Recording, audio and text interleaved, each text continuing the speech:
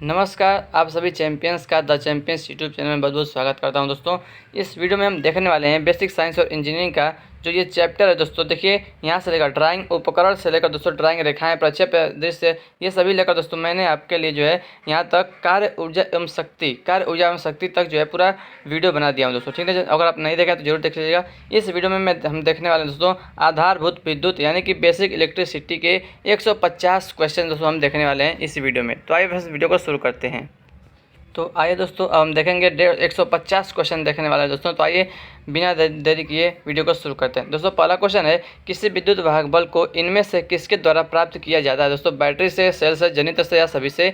तो option number D चौथा सही है, सभी से प्राप्त किया जा सकता है दोस्तों। बैटरी से भी, सेल से भी और जनित्र यानी कि जनरेटर से भी। दूसरा क्वेश्चन है, चालक का वह गुण जो धारा के बहने में सहायक होता है उसको हम क्या कहते हैं? तो उसे हम चालकता कहते हैं। क्या कहते हैं? कंडक्टेंस यानी कि चालकता कहते हैं। ठीक ना। तीसरा क्वेश्चन है, प्रोटॉन इलेक्ट्रॉन से कितना गुना भारी होता है? दोस्तों तो 1845 गुना भारी होता है, या 1840 गुना भी कहीं दिया होता है तो वो भी सही रहता है। ठीक ना। तो 1845 गुना इसमें दिया, 1845 गुना। ऑप्शन नंबर 2 करेक्ट हो जाएगा। आइए क्वेश्चन नंबर 4 देखते हैं, चालकता का एसआई मात्रक होता है? दोस्तों चालकता का एसआई मात्रक होता है साइमन होता है। दोस्तों पूरा वीडियो को एक एक क्वेश्चन जरूर देखिए दोस्तों, क्योंकि बेसिक इलेक्ट्रिसिटी दोस्तों जो है LP72 की एग्जाम के लिए बहुत ही इंपॉर्टेंट चैप्टर होने वाला है। ठीक है ना फ्रेंड्स। तो आइए देखते हैं। देखिए, तो चालकता का एसआई मात्रक होता है साइमन। ठीक है, चाहे आपका ट्रेड कोई भी दोस्तों, तो बेसिक इलेक्ट्रिसिटी जो है आपके लिए पूछेगा ही पूछेगा। ठीक है ना। अगला क्वेश्चन है, और इस वीडियो को दोस्तों अधिक से लोगों को शेयर करिएगा। ठीक है, धारा के 3 प्रमुख प्रभाव हैं दोस्तों। तो ऑप्शन नंबर 4 ऊष्मीय प्रभाव, चुंबकीय प्रभाव और रासायनिक प्रभाव। ठीक है। क्वेश्चन नंबर 6 है, प्रत्यावर्ती धारा का उपयोग किन उपकरणों को प्रचारित करने में किया जाता है? दोस्तों तो ऑप्शन नंबर देखिए यहाँ पे चौथा से उपरोक्त सभी में, शीतलन प्रदान करने वाले उपकरणों में, प्रकाश प्रदान करने वाले उपकरणों में, यांत्रिक ऊर्जा प्रदान करने वाले उपकरणों में। ठीक है। अगला क्वेश्चन है, यदि किसी बिंदु से 1 सेकंड में प्रवाहित इलेक्ट्रॉन 6.28 × 10⁻18 हो तो एक धारा का मान कितना होता है? तो 1 एम्पियर होगा। ठीक है दोस्तों, 1 एम्पियर होगा। ठीक है। अगला क्वेश्चन देखते हैं दोस्तों। क्वेश्चन नंबर 8 है, प्रोटॉन होता है तो प्रोटॉन जो है वो धनावेशित होता है। ठीक है। अगला क्वेश्चन है 9वां क्वेश्चन, न्यूट्रॉन पर आवेश होता है तो शून्य आवेश होता है। अगला क्वेश्चन है, ब्रिटिश प्रणाली में 1 HP यानी कि 1 हॉर्स पावर का मान होता है 735.5 वाट होता है। विद्युत आवेश की इकाई होता है कूलाम होता है। उच्च प्रकाश तीव्रता वाले बल्बों में विद्युत धारा के किस प्रभाव का उपयोग करते हैं? ऑप्शन नंबर 3 गैस आयनीकरण प्रभाव का हम उपयोग करते हैं। अगला क्वेश्चन है, किसी चालक के एक सिरे से दूसरे सिरे तक विद्युत धारा को प्रवाहित करने वाला बल कहलाता है? प्रतिरोध कहलाता है। ठीक है ना। एक से दूसरे तक विद्युत धारा को प्रवाहित करने वाला बल कहलाता है। दोस्तों बल नहीं कहलाता है, विद्युत वाहक बल कहलाता है। ठीक है ना। विद्युत धारा को प्रवाहित करने वाला बल क्या कहलाता है? विद्युत वाहक बल कहलाता है। ठीक है ना। गलत है। प्रतिरोध दोस्तों मतलब विद्युत धारा को विरोध करता है। ठीक है। प्रोटॉन पर आवेश का मान कितना होता है? दोस्तों प्रोटॉन पर आवेश का मान होता है प्लस में होता है 1.67 × 10⁻19 कूलाम होता है। ठीक है। इलेक्ट्रॉन होता है दोस्तों, इलेक्ट्रॉन जो है वो ऋणावेशित होता है। मुक्त इलेक्ट्रॉन की बहुलता वाली वस्तु क्या कहलाती है? ऋणावेशित कहलाती है। ठीक है। जो बल किसी परिपथ में इलेक्ट्रॉन को बहने के लिए प्रेरित करता है उसको क्या कहते हैं? उसको हम विद्युत वोल्टेज कहते हैं। ठीक है, सही है, बहने के लिए प्रेरित करता है। ठीक है। चलिए, प्रतिरोध एक तत्व का गुण है जिसमें प्रवाहित होने वाले इलेक्ट्रॉन की रुकावट को कहते हैं? क्या कहते हैं? रुकावट को क्या कहते हैं? देखिए, प्रतिरोध एक तत्व का गुण है जिसमें प्रवाहित होने वाले इलेक्ट्रॉन की रुकावट को हम क्या कहते हैं? विद्युत धारा कहते हैं। ठीक है ना।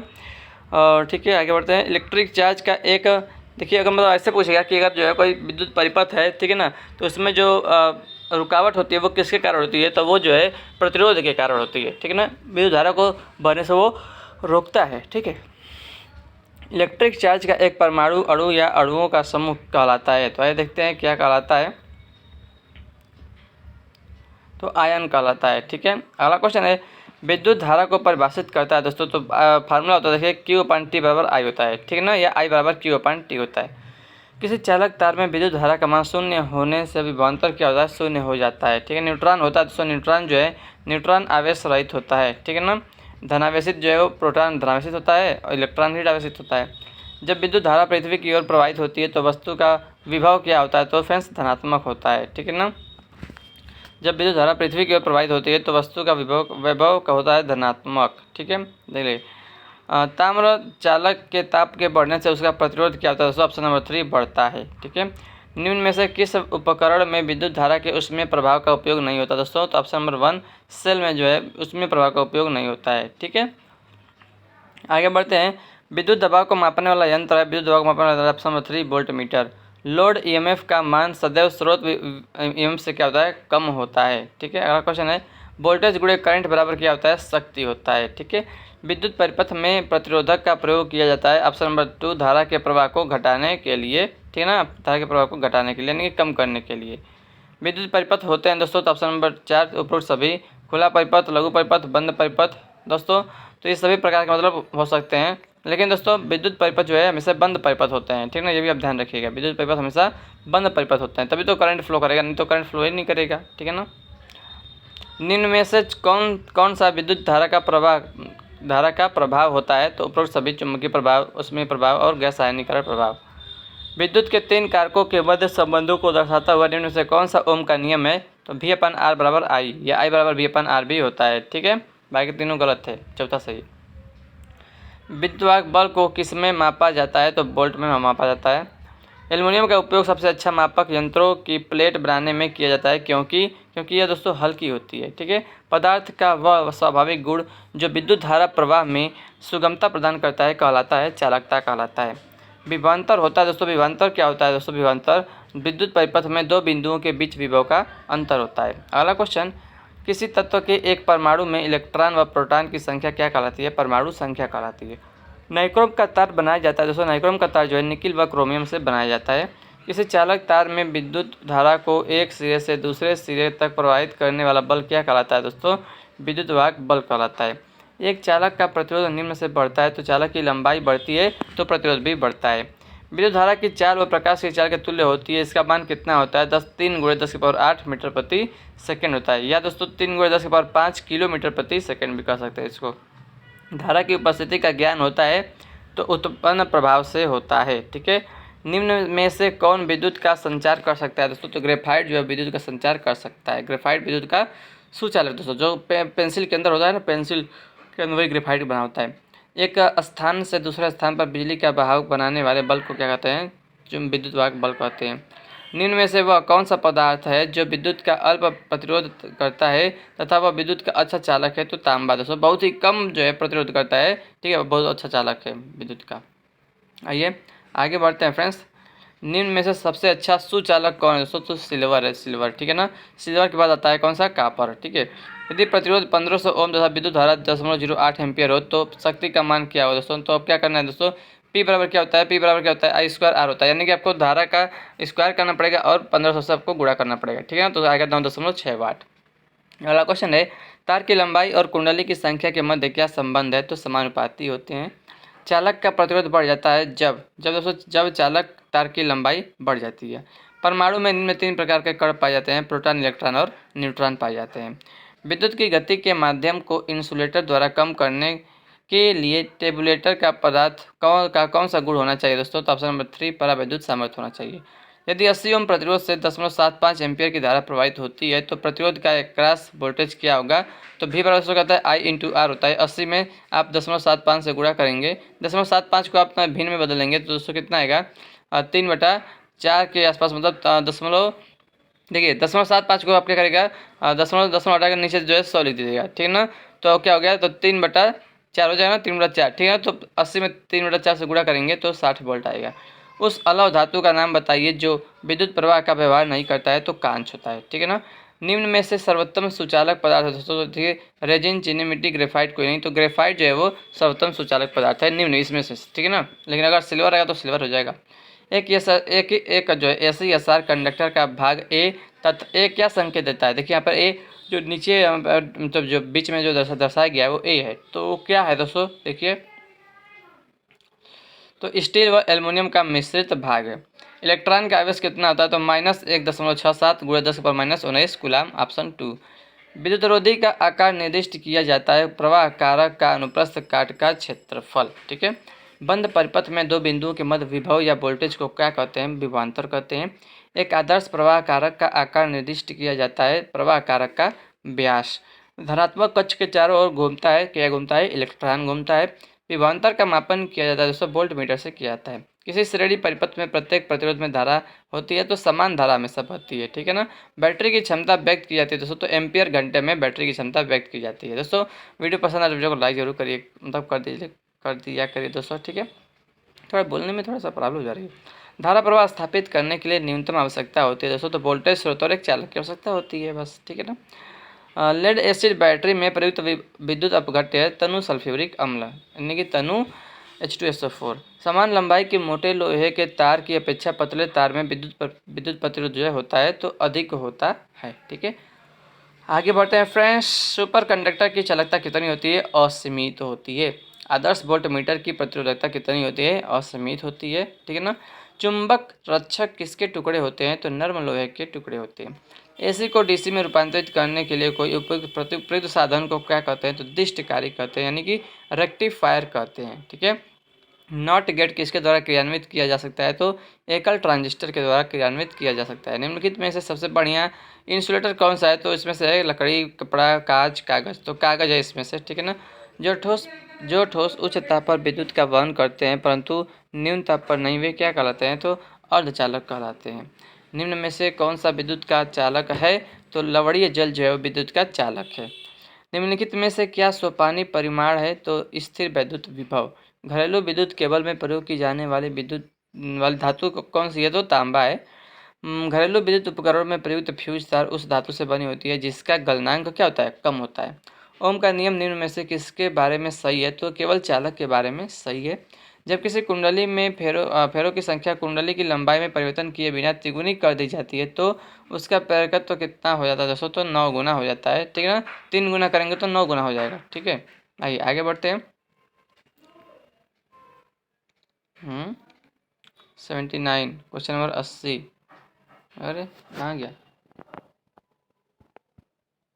79 यहाँ से शुरू हुआ है, उसके बाद तो डायरेक्ट यहाँ से लगता है दोस्तों यहाँ पे जो पीडीएफ बनाया होगा तो वहाँ से कट गया होगा। ठीक है ना। 80 से लेकर देखना 80 से लेकर 100 तक जो पूरा कट गया है। चाहिए अब चलिए जब जहाँ से यहीं से कर लेते हैं क्या करते हैं। ठीक है ना। तो टंगस्टन, मतलब मुझे पता, मतलब टंगस्टन जो किसका आंसर हो सकता है? जो विद्युत बल्ब का फिलामेंट होता है ना, वो टंगस्टन का बना होता है। ठीक है। हीरा विद्युत प्रवाहित नहीं करता है क्योंकि दोस्तों, क्योंकि इसमें कोई स्वतंत्र इलेक्ट्रॉन नहीं होता है। ठीक है।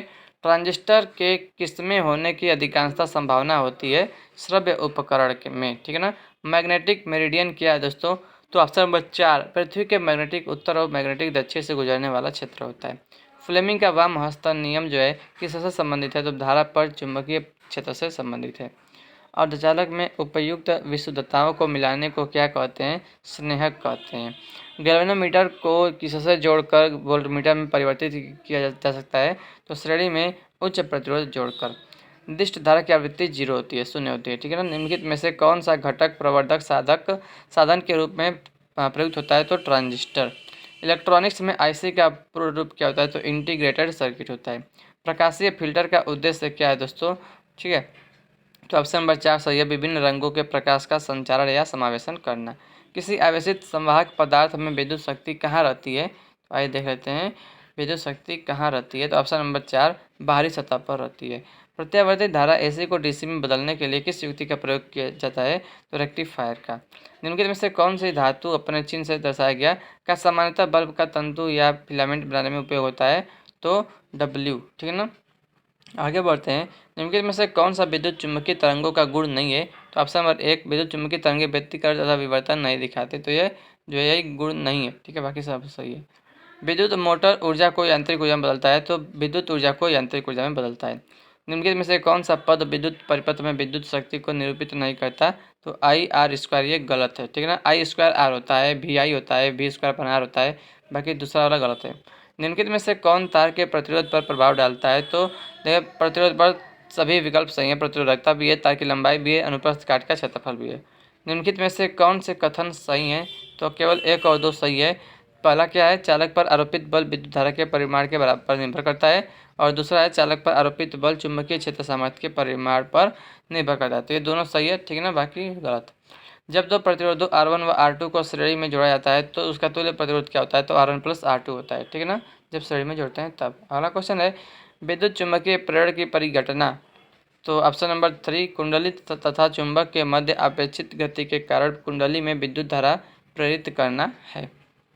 एक इंटीग्रेटेड सर्किट का सबसे महत्वपूर्ण फायदा क्या है? अत्यंत उच्च विश्वसनीयता। एक धातु के चालक का प्रतिरोध उसकी लंबाई के समानुपाती होता है। ठीक है ना। किसी परिनालिका के भीतर एक छोर से दूसरे छोर पर जाने पर चुंबकीय क्षेत्र क्या होता है, समान रहता है। सिलिकॉन किस प्रकार का पदार्थ है, तो ये अर्धचालक पदार्थ है सिलिकॉन, ठीक है। सिलिकॉन भी है, जर्मेनियम भी है, ठीक है ना।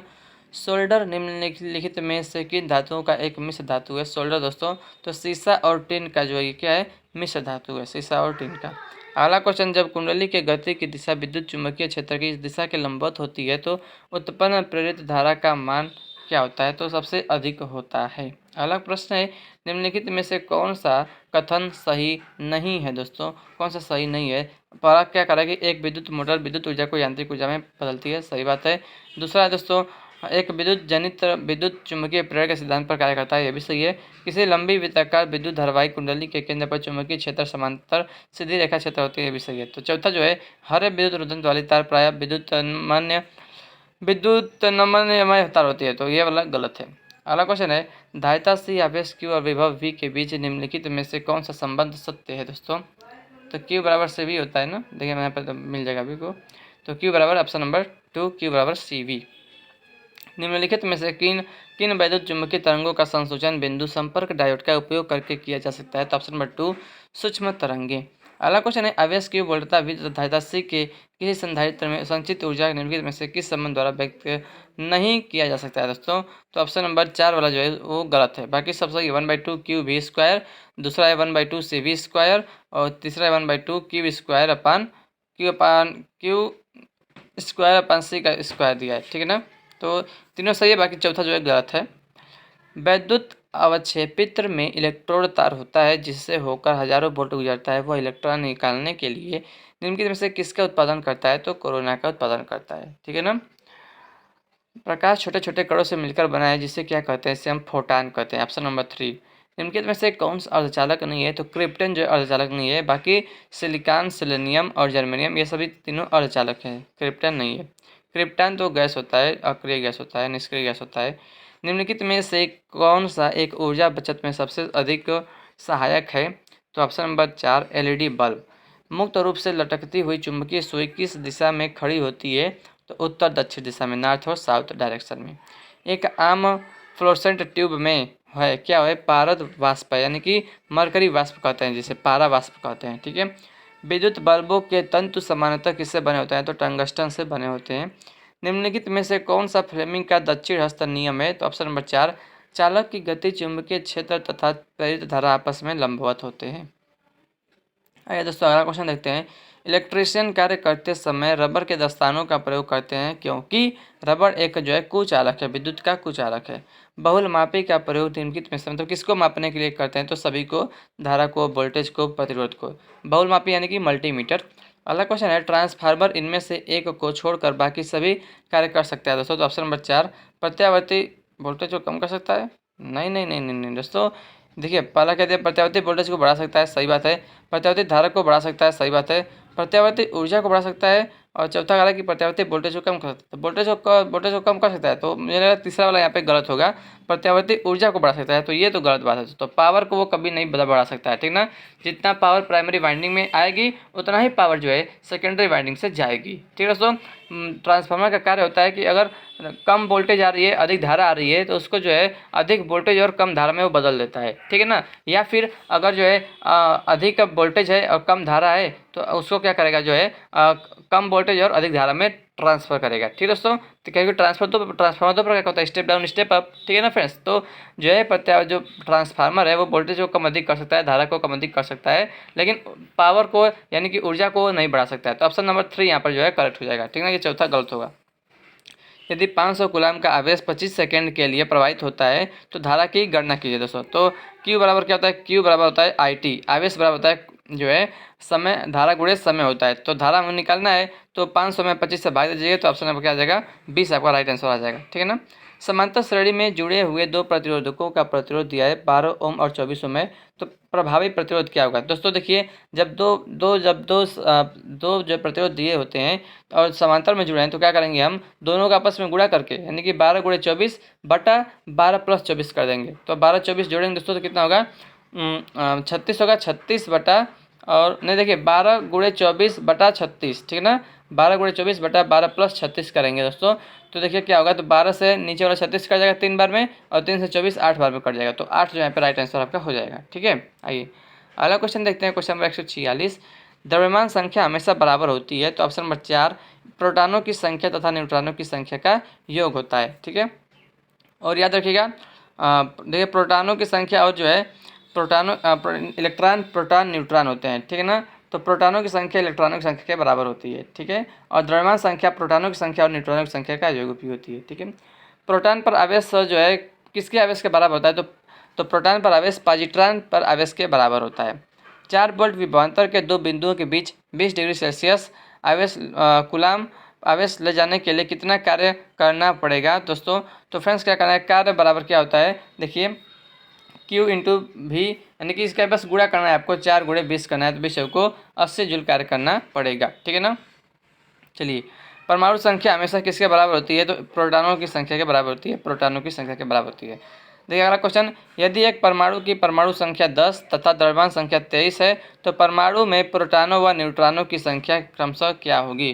दोस्तों देखिए सबसे पहले हम देखेंगे, देखिए पूछा है प्रोटॉनों व न्यूट्रॉनों की संख्या, तो न्यूट्रॉनों की जो संख्या होती है दोस्तों, ठीक है, देखिए यहाँ पे प्रोटॉनों की संख्या, प्रोटॉन और न्यूट्रॉन का पूछा, तो प्रोटॉनों की जो संख्या होती है वो परमाणु संख्या के बराबर होती है। तो परमाणु संख्या का मान दिया है पहले से ही, परमाणु संख्या 10 है, तो प्रोटॉनों की संख्या भी 10 ही हो जाएगा। ठीक ना, लेकिन दोस्तों अब न्यूट्रॉनों की संख्या पूछा है, तो न्यूट्रॉनों की संख्या के लिए हम द्रव्यमान संख्या में से परमाणु संख्या को माइनस कर देंगे, तो 23 में से 10 घटेंगे तो 13 आएगा।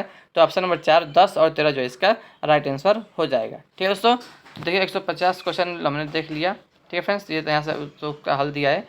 तो फ्रेंड्स देखिए यहाँ से हमने जो है थोड़ा सा छूट गया था ना, क्योंकि इसमें दिया नहीं था। देखिए यहाँ से कितना हमने क्वेश्चन कर लिया है, मैं एक बार देख लेते हैं। देखिए 79 मान लीजिए, इसको 80 मान लीजिए, और यहाँ पे जो है 103 से ये शुरू है। ठीक है ना, तो ये हो गया 79 हो गया 80, और यहाँ से लेकर जो है 50 तक है, तो यहाँ यानी कि 47 क्वेश्चन इधर है। ठीक है ना, तो 80 8 4 12 127 128 लगभग क्वेश्चन जो है हम लोगों ने किया इस वीडियो में। ठीक है, पूरा 150 क्वेश्चन था, लेकिन यहाँ पे जो है छूट गया था, यहाँ पे बीच में ही कट गया है, तो हमने पूरा नहीं तो हमने पूरा 150 क्वेश्चन किया होता। ठीक है फ्रेंड्स, तो थैंक यू सो मच इस वीडियो को देखने के लिए दोस्तों।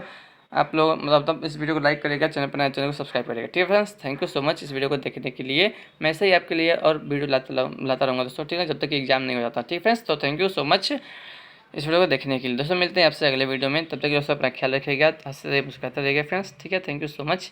जय हिंद, जय भारत, वंदे मातरम।